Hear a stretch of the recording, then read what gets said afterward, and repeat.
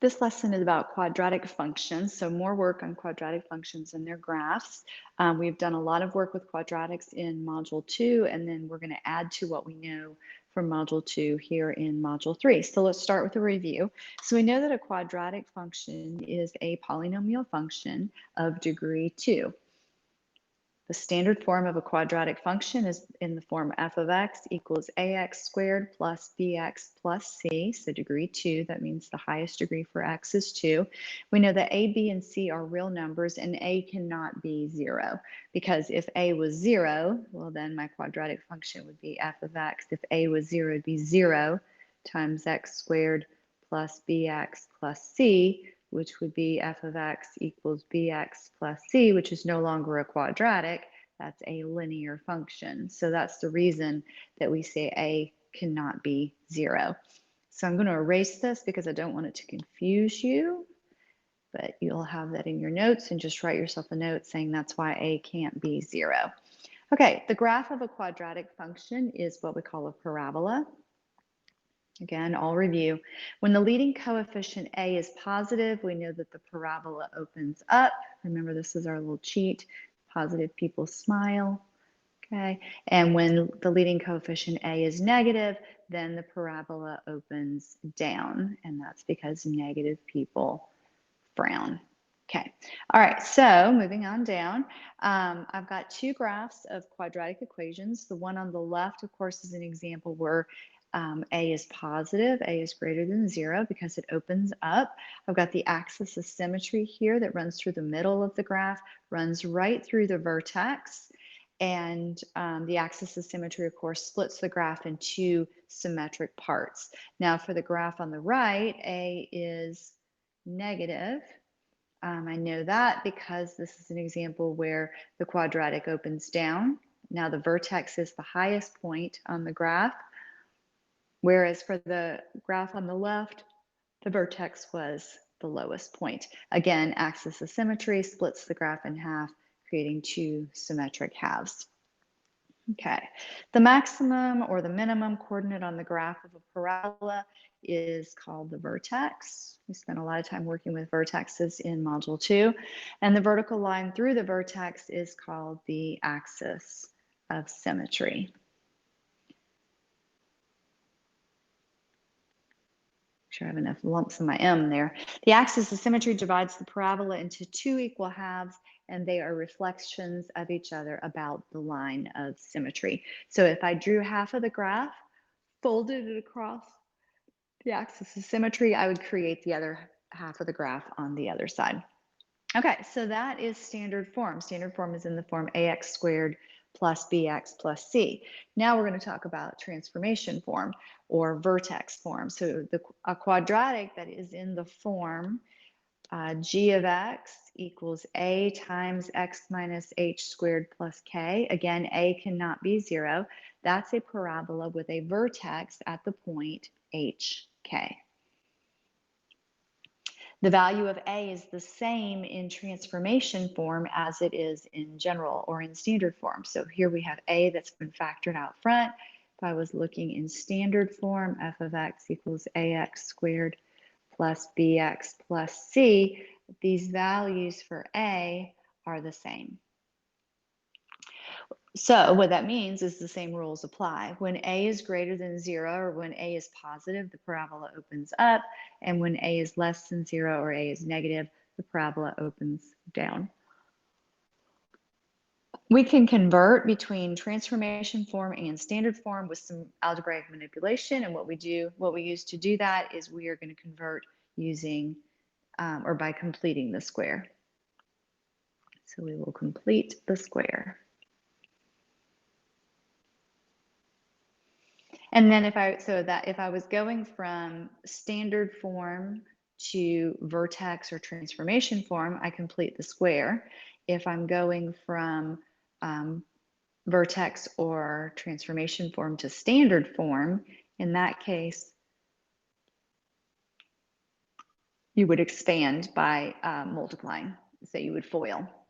Okay, so let's run through an example quick. Let's assume I asked you, let's say I gave you f of x. We're going to do a quick review of completing the square. f of x equals 3x squared plus 6x plus 18. And I asked you to convert that to transformation or vertex form. So the first thing we do from the first two terms, we factor out the value of a. So 3, this will be 3 times x squared plus 2x. Need a blank. And then remember, I slide this 18 over. Now remember, my net effect has to be 0 when I complete the square. Okay, so I'll take that middle term, which is 2. I divide by 2 and I square it. So 2 divided by 2, of course, is 1. 1 squared is 1. So I'm adding 1. But am I really adding 1 is the question. And the answer is no. I'm adding 1 times 3. So I've really added 3 to this equation. So to offset that, because I need the net effect to be 0, I'm going to subtract 3. And then I'm ready to simplify. And so this will be 3 times x squared plus 2x plus 1 factors to x plus 1 times x plus 1, so x plus 1 squared, plus 18 minus 3 is 15. And so my vertex is negative 1, 15. Remember, we always have to be really careful to watch our sign on our h value, because the standard form here is a times x minus h squared plus k. And so for my problem above, I would have 3 times x minus negative 1 squared plus 15. So the value of h here is negative 1, and then k, of course, is 15. Next, we're going to talk about the axis of symmetry. So we know that the vertex of the graph is hk when it's written in that transformation form, where h is equal to negative b over 2a,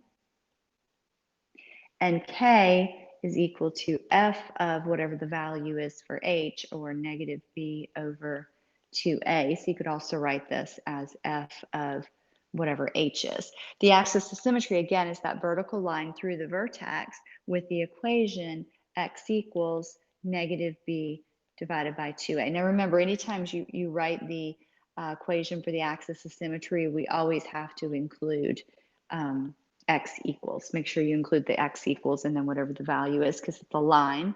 And by writing x equals, that tells me that you know that it's a line. Okay. The graph of a quadratic or of a parabola is symmetric about the axis of symmetry. And so that means given a point on the graph other than the vertex, we can find another point on the parabola. Both of the points will have the same horizontal distance from the axis of symmetry. So that's a really nice property of our quadratics, is that if you have one point other than the vertex, you automatically know a second point on the graph. So for example, determine the equation for the axis of symmetry. F of x equals 3x squared plus 12x minus 1. So first thing I need to do is find the axis of symmetry. So x equals negative b divided by 2a. So b, of course, is 12. So negative 12 divided by 2 times a, which is 3. Negative 12 divided by 6, negative 2. So x equals negative 2 is the equation for the axis of symmetry. And so if I wanted to graph this,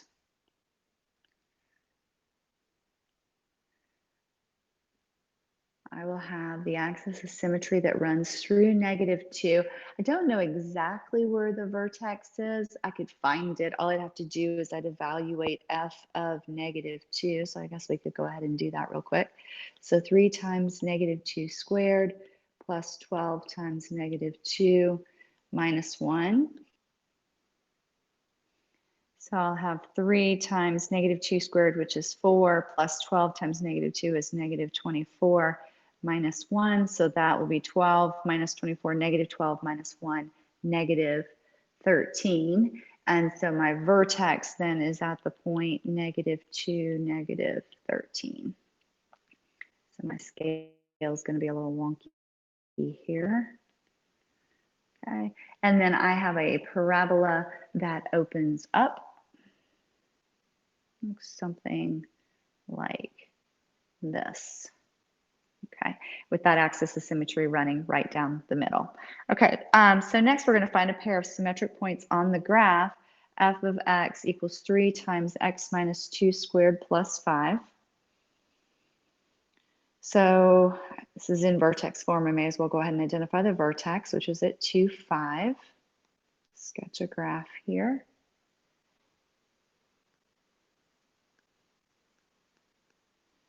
Okay, it opens up because the value of A is positive.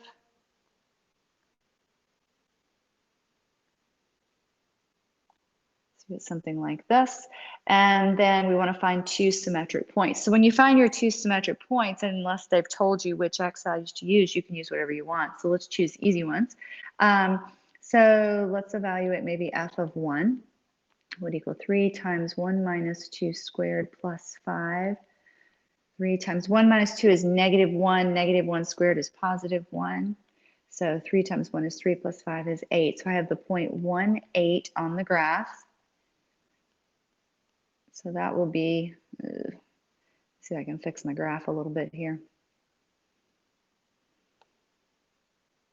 So that point 1, 8 is here.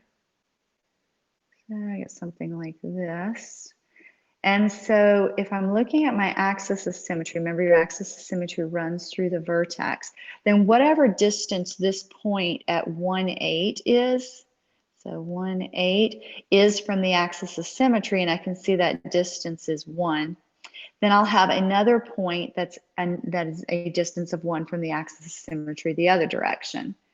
Okay, so if I have a point here at 1, 8, that's 1 unit to the left of the axis of symmetry, then that means I have another point 1 unit to the right of the axis of symmetry, which in this case would be 3, 8. Okay, so my two sets of symmetric points, I have one at 1, 8, and the other one is at 3, 8. So again, 1, 8 is 1 unit to the left of the axis of symmetry, and 3, 8 is 1 unit to the right of the axis of symmetry. So this comes in really handy when you're doing graphing.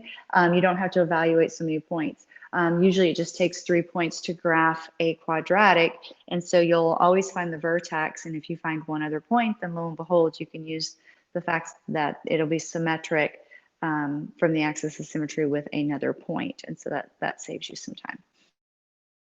Okay, so finding x and y intercepts of a quadratic function. So the y-intercept occurs, of course, where x is equal to 0. And to find the y-intercept, we will evaluate f of 0. The x-intercept occurs at the real zeros of f, or the real roots, so either the real zeros or the real roots of the equation, when f of x equals 0. So you take the equation and you set it equal to 0 to solve, and that will give us the real zeros, or the real roots, or the real solutions, okay? And if you remember, the discriminant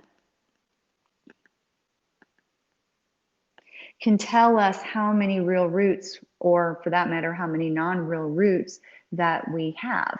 How many of our roots are real, how many of them are non-real, okay? So remember, the discriminant is the value b squared minus 4ac. That's what's in the quadratic equation. That's the value under the radical. So if the discriminant, if b squared minus 4ac is positive, if it's greater than 0, then we know that we have two real zeros. And that means we have two x-intercepts, okay? If the discriminant b squared minus 4ac equals 0, then there is one real zero, which means there's one x-intercept, and that is going to be the vertex. So that'll be a situation that you'll have something like this, or it could be something like that. We only have one x-intercept because the graph only touches the x-axis in that one point, and we know that because the discriminant equals 0. And then finally, if the discriminant, or if b squared minus 4ac is less than 0, if it's negative, then that means we have two zeros. We have two solutions, but they are not real. Okay. And that means there are no x-intercepts. So when we talk about the solutions being not real, if they're not real, then that means that they are imaginary. They are in the form a plus bi. So remember, these are the ones, when we're looking at the quadratic equation, we're taking the square root of that discriminant, b squared minus 4ac. Remember, this holds true when that discriminant is less than 0. So in this situation, I'd be taking the square root of a negative number. When we take the square root of a negative number, your solutions include i's. Remember, your solutions are complex numbers. They're in the form a plus. Okay, so now we're ready to put together all this information that we know about quadratics, including what we know about imaginary roots. And this gives you the feel for what a test question looks like, what a quiz question looks like. Okay, I can give you one quadratic formula, and I can ask you, in this case, A through I number of questions. Okay, so we're given the equation f of x equals -2 times x plus 3 squared plus 1. And we're supposed to determine the vertex. Well, it's in vertex form, so that's easy. The vertex is at -3, 1. Remember, always be careful with your sign for h. Next, we're going to state the equation of the axis of symmetry. Well, the axis of symmetry runs through the x value of the vertex. So once I have the vertex, I know that the axis of symmetry is x equals -3. Next, we'll determine the coordinate of the y-intercept. Remember, the y-intercept is where x is equal to 0.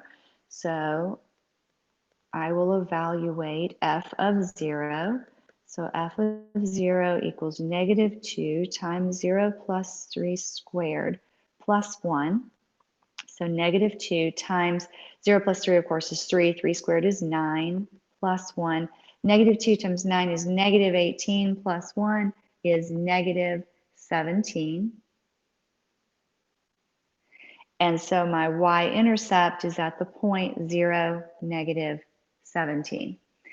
Part D says to convert f of x to standard form. So I'm going to have to do some algebra here. So I've got -2 times x plus 3 squared plus 1. I need to expand. -2 times x plus 3 squared is x plus 3 times x plus 3. I use brackets around this, plus 1. Now I need to FOIL. So this is -2, I'm going to drag that along for now, times x plus 3 times x plus 3 is x squared plus 12x, nope, it's not 12x, plus 6x plus 9 plus 1. Now I'm ready to distribute. I'll distribute the -2 to all of the terms. And so that'll be -2x squared minus 12x minus 18 plus 1. -2x squared minus 12x, -18 plus 1, of course, is -17. So in standard form, f of x equals -2x squared minus 12x minus 17. Okay, part E tells us to find the exact real zeros of the function. So remember, the real zeros are the x-intercepts. Okay, so I'm going to figure out, where does this graph cross the x-axis? So in order to do this, I've got a couple of choices. I can factor, or I can use the quadratic equation. Now, when I look at this, I don't see that this easily factors. So I'm going to jump straight to the quadratic equation. So x equals -b, so that'll be 12 plus or minus the square root. B squared is -12 squared minus 4 times -2 times c, which is -17, all divided by 2 times a, which is -2. X equals 12 plus or minus the square root. -12 squared is 144. -4 times -2 is 8 times -17 is 136. So -136, I think my math is right, divided by -4. So x equals 12 plus or minus 144 minus 36 is the square root of 8 divided by negative 4. All right, we still have to do some additional simplification here. X equals 12 plus or minus. Square root of 8 is the same as the square root of 4 times 2, and the square root of 4, of course, is 2. So 2 times the square root of 2 divided by negative 4. Now, when you simplify, you guys tend to do a better job if you simplify, if you reduce the first part and then you reduce the second part. So 12 divided by negative 4 is negative 3, plus or minus 2 divided by negative 4 is 1/2, and because it's plus or minus, the sign is irrelevant. So this would be the square root of 2 over 2. Now, why do I say the sign is irrelevant? Let's just do a little aside work here. If I have plus or minus 2 square roots of 2 over negative 4, well, this, of course, reduces to plus or minus the square root of 2 over negative 2. Well, I don't have to worry about dividing by the negative 2 because positive of negative 2 would be negative the square root of 2 over 2, and the negative of negative 2 would be positive, so that'd be positive the square root of 2 over 2. So I still end up with plus or minus the square root of 2 over 2. Okay. All right, so my answer is x equals negative 3 plus the square root of 2 over 2, and x equals negative 3 minus the square root of 2 over 2. But remember, these are real solutions, which means these are x-intercepts. So my x-intercepts are negative 3 plus the square root of 2. Oops, careful with your division sign here. Over 2, comma 0. And negative 3 minus the square root of 2 over 2, comma 0. So those are your real number solutions. These are real numbers, and they are x-intercepts. Okay, we don't like them because they've got radicals, and we're not entirely comfortable working with radicals, but they are real numbers, okay? Just like 7 or 1/2 or negative 2, all real numbers. Okay, question F, determine the direction that the parabola opens. Well, I can see that from the very top up here, that the value of A is negative 2. So since A is negative, that tells me the parabola is going to open down. Determine the maximum or the minimum value of the function. Well, because it opens down, then that means that the vertex is going to be the maximum point. So we have a max at the value of the vertex, and we found the vertex in part A to be negative 3, 1. State the intervals where the function is increasing and decreasing. So I can kind of start to sketch here. I know I have a vertex here at negative 3, 1. Probably should do this on my grid. I know it opens down, okay? And if I want to know where it's increasing and where it's decreasing, well, it would be increasing from negative infinity to the value of the vertex, which was the x value was negative 3, and then decreasing from negative 3 to infinity. Remember, increasing and decreasing are always written with parentheses. For part I, now we're ready to sketch. Okay, we're going to sketch our graph, label the vertex, one pair of symmetric points, sketch the axis of symmetry. Okay, so I have the vertex at negative 3, 1. I know it opens down, and then I have x-intercepts. Now, my x-intercepts from part E above were at negative 3 plus the square root of 2 over 2, 0, and negative 3 minus the square root of 2 over 2, comma 0. I have no idea what those values are, not a clue. And so you're going to want to put those in your calculator to get a decimal approximation. So let's pause and do that and come back and see what you got.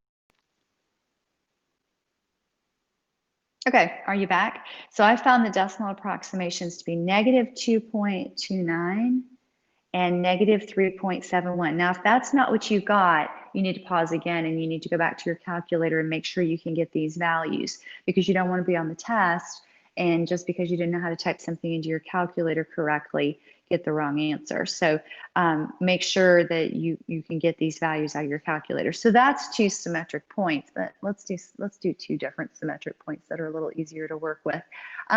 So maybe I want to know where the y-intercept is. That's always an easy point to work with. I can go all the way back up to the top, all the way back to the top, to part D, where I converted to standard form. That's always the easiest place to find my y-intercept. And remember, my y-intercept is when x equals 0. So if I evaluate f of 0, I can see that I'll get negative 17. So, oops.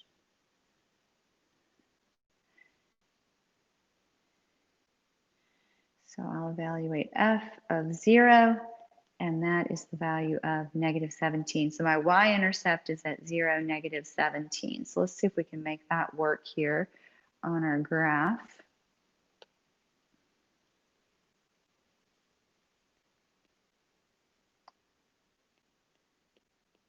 Negative 17. Okay, we're supposed to include our axis of symmetry. I know my axis of symmetry runs through the vertex, so that makes life easy. Okay, now let's see if I can sketch this. This is a tall, skinny parabola.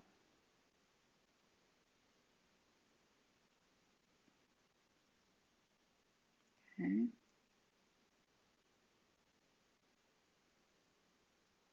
Okay, now the point at 0, negative 17 is 3 units to the right of the axis of symmetry. So what that means is I have another point that is 3 units to the left of the axis of symmetry. So I have another point at negative 6, negative 17. So my symmetric points are at 0, negative 17, and negative 6, negative 17. Now, you didn't have to do those points. Maybe you chose to find points at negative 2. You could have found what the value was, and then you would have found the other symmetric value would have been a negative 4, because that would be 1 unit to the left and to the right of the axis of symmetry. So, or you could have chosen negative 1, or you could any value on this parabola. You just find another point that's equal distance from the axis of symmetry.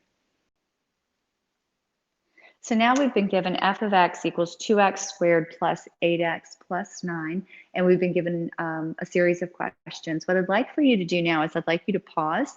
I'd like you to work this one on your own and then come back and check your work and see if you got the answer right. Okay, let's see how you did. So first thing we were trying to do is determine the vertex. So it's in standard form, so I'm going to use x equals negative b over 2a.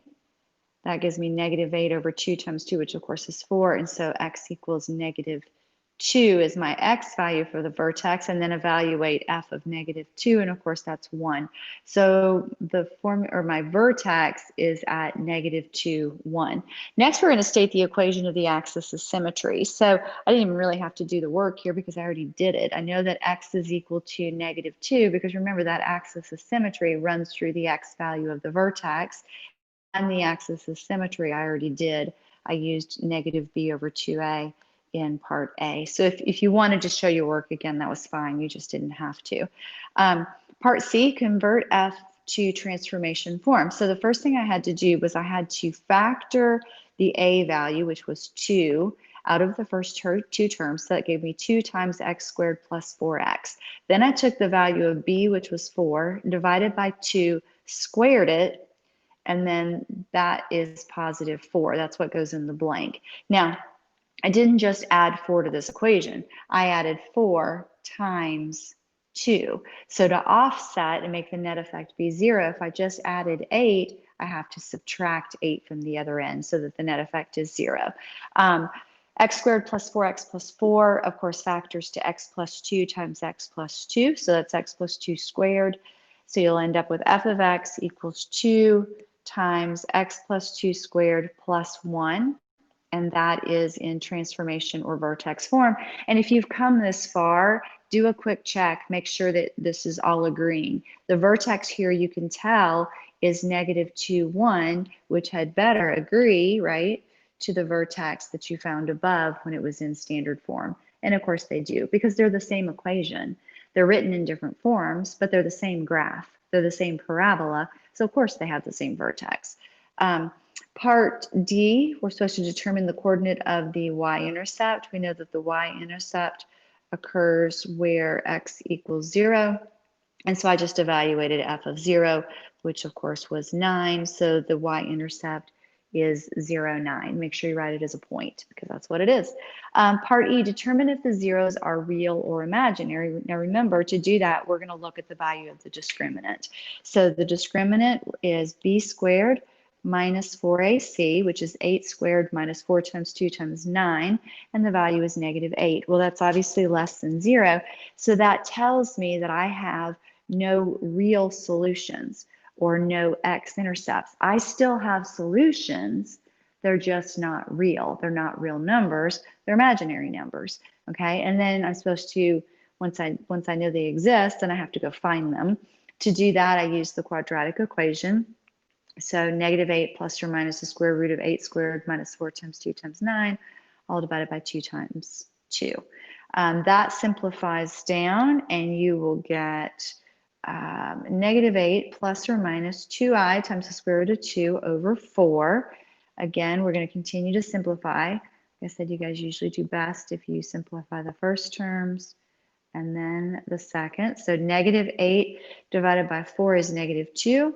And then 2i square root of 2 divided by 4 is I times the square root of 2 over 2. Now, be really careful here. This is a common mistake.